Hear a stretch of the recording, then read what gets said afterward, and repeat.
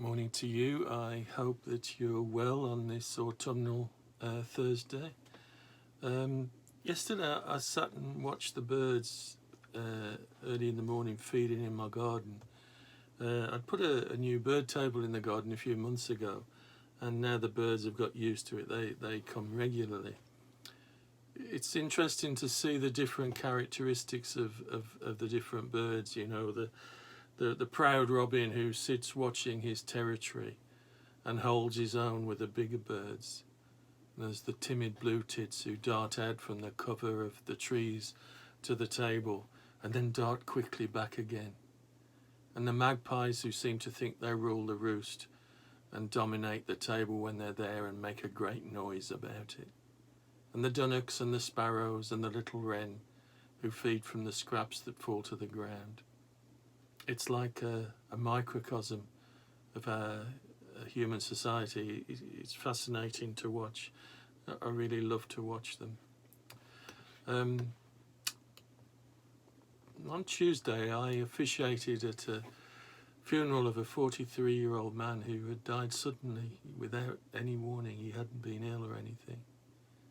And his partner and his family were understandably absolutely devastated. And it was a very emotional funeral, and one that touched me deeply.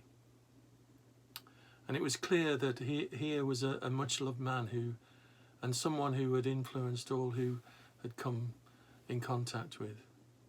And he was a big man in all senses of the word, big and strong with a great sense of humour. A straight talker, a man with a sense of justice, who could be opinionated, but seemed to have a deep wisdom that helped others, particularly younger men, find their way in the world. And he encouraged integrity and strength in those younger men, but he also encouraged them to be able to be vulnerable. And I saw the result of some of those influences during the funeral service. See, many of the funerals that I take, I found that in general men fight hard to control and contain their emotions, and often apologise if those emotions spill over. But in this funeral, the men attending showed no such fear, and their sadness and their grief were very much expressed in such a healthy way. And I thought to myself, he has taught well.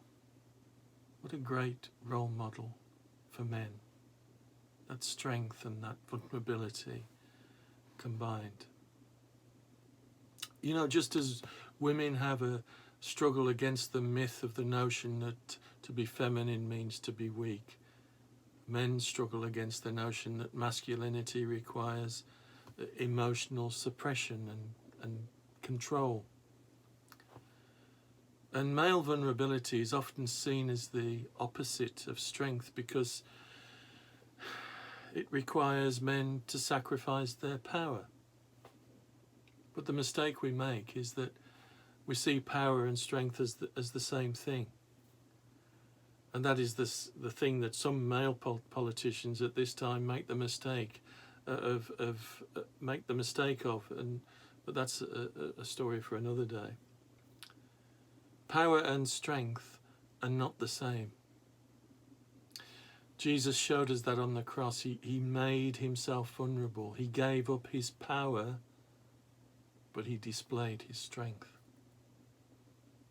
And when men exchange power for vulnerability, they emulate Jesus on the cross. Vulnerability, in fact, requires great strength. And I'm not just talking about the secular world when I talk about views of masculinity, but also Christian circles. Too often we mirror societal attitudes about gender. We don't encourage a rethinking, a redefinition of assigned gender roles. And some of that goes back to the early church, where strong women, strong influences have been airbrushed from Christian history. One time I joined a men's group in a church I belonged to, and I saw it as an opportunity to share deep feelings, to be vulnerable with each other, and model that vulnerability as strength. And I remember one day kicking off the conversations with something that I'd been ashamed of in my life, something that had caused deep pain to others and caused me immense pain too. And there was little response, apart from a few embarrassed silences, until we moved on to something more comfortable. And it made me feel vulnerable in a very, very uncomfortable way. And it stopped me from sharing anything of such a deep nature in that group ever again. And who are we if we can't talk about our struggles, our contradictions, our failures? We talk about our hope in Jesus, who is accepting and embracing of people who were honest about their struggles. And we have the Psalms, don't we, that are full of honest grappling and rage and despair. But genuine hope often starts with a struggle of despair, of dreams that have been shattered. We need safe places. If we don't have those safe places, and the church should be one, then we're in danger of turning inward, where insularity and self-loathing can germinate. And that's what happens to so many young people in our culture, young men in particular.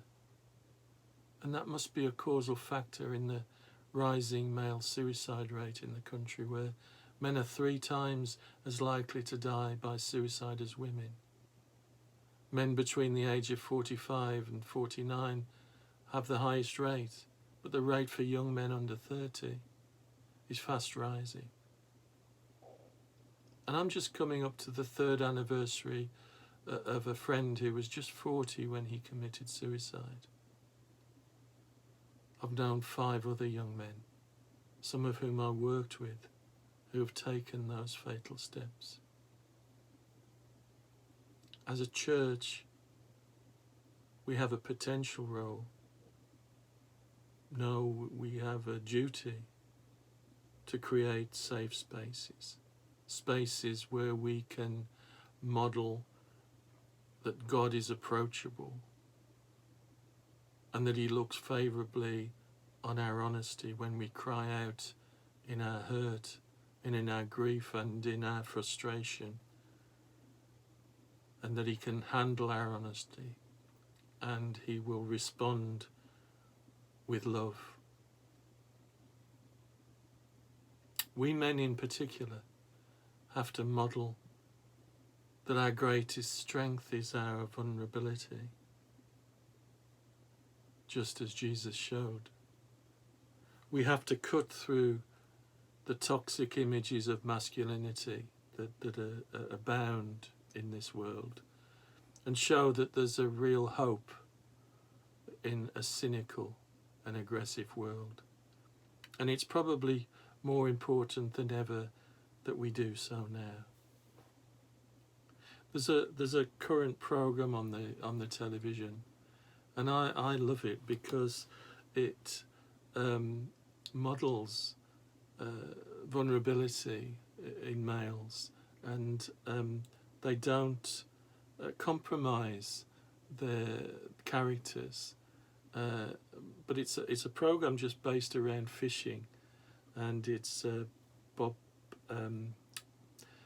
Paul Whitehouse and Bob Mortimer, and I think it's called Gone Fishing, and it's such a gentle program, and there is such love between these 2 men.